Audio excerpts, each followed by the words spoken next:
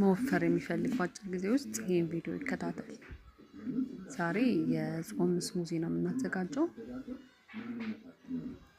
የሚያስፈልገን ግብአት ሙዝ፣ በሶ፣ ሰሊጥ የተፈጨ።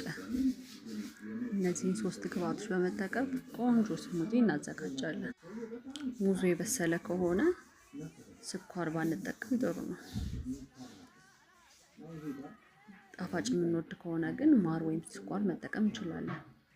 ትንሽ ጨው እንደ ፍላጎታችን ጨምረና ሚክስ አድርገን በደንብ እንፈጨዋለን። በምንፈልገው የውፍረት መጠን ሲደርስልን መጠጣት ነው። ጠዋትና ማታ ከቁርስ በኋላና ማታ ከራት በኋላ በየቀኑ ብንጠጣ ለውጥ እናገኛለን።